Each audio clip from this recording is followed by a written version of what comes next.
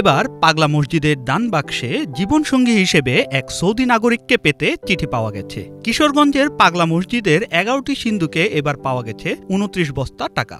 দেশি টাকার পাশাপাশি সেখানে স্বর্ণালঙ্কার সহ বিদেশি মূল্যবান জিনিসের সঙ্গে ছিল মনোবাসনা পূরণের অনেক চিঠিও।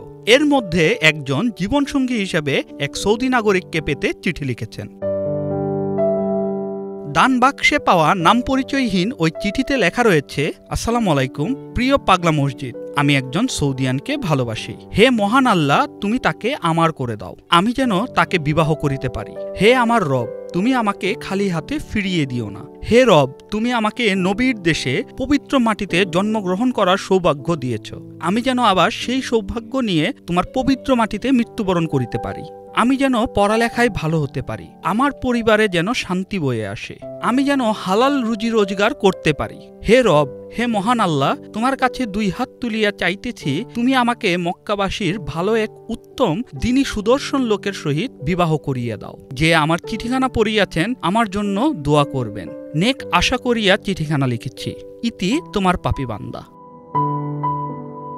এর আগে গত ১৭ আগস্ট এমন একটি চিরকুট পাওয়া যায় পাগলা মসজিদের ডান বাক্সে, যেখানে একজন প্রেমিকা মুসলিম হয়েও খ্রিস্টান ছেলেকে জীবনসঙ্গী করে পেতে চিঠি লেখেন। তার আগে গত ২০ এপ্রিল সাইফুল নামের এক প্রেমিক চিঠি লিখে পাঠান ডান বাক্সে। শাহরিয়ার আমান সানি, বাংলা ভিশন।